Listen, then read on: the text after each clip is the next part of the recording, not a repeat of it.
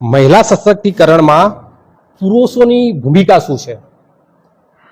પુરુષોની ભૂમિકા બહુ મોટી છે એમાં. જ્યારે સ્ત્રી ઘરની બહાર નીકળે છે એને ઘણા પ્રોબ્લેમનો સામનો કરવો પડે છે.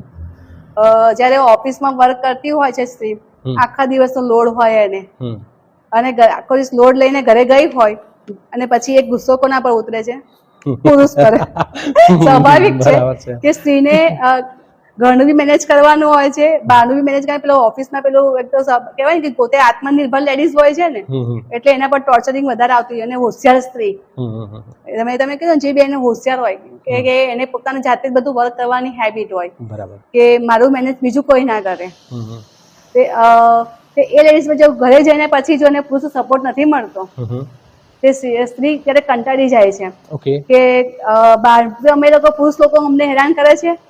બોલો, બધી જગ્યાએ સ્ત્રી નથી મળવાની એમને, દરેક જગ્યાએ અલગ અલગ પુરુષો જ મળવાના છે. દરેક પુરુષો સ્વભાવ અલગ અલગ હોય છે. બરાબર. કોઈ પુરુષો સ્વભાવ શાંત હોય છે, કોઈ ચીડિયા હોય છે કે મારું આ તમે કામ કેમ નથી પતાવ્યું તમે, એટલે ઓફિસનો ગુસ્સો પણ એમને ઘરે જઈને ઉતારવાનો હોય છે. બરાબર.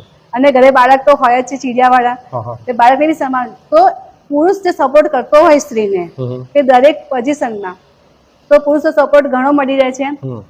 ધારો કે હું જ છું, હું બહાર નીકળું છું, હું રાત્રે 12 વાગે જાઉં છું ને, તો મારા હસબન્ડે મને એમ નથી પૂછ્યું કે તું કોની જગ્યાએ રાત્રે 12 વાગ્યા સુધી ફરતી હતી, ત્યારે હું આટલી સમાજ સેવા કરી શકું છું. બરાબર.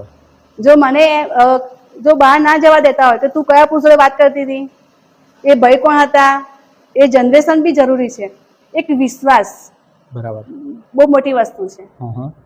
સ્ત્રીને પુરુષ પર વિશ્વાસ જરૂરી છે. આની અંદર જો સપોર્ટ કરે છે, વિશ્વાસ હોય છે કે મારી સ્ત્રી લેડીઝ આખો દિવસ બહાર કામ કરે છે, એનું સમાજનું કામ કરે છે, 12 વાગે આવે છે, 1 વાગે આવે છે, એનો ઓફિસના વર્કલોડ હોય છે, બધું હોય છે, તો સમજી ના શકીએ ને તો પુરુષ કશું કામનું નથી.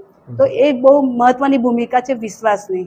બરાબર. જે હું માનું છું કે દરેક પુરુષે પોતાની સ્ત્રી પર વિશ્વાસ રાખવો જરૂરી છે. બરાબર.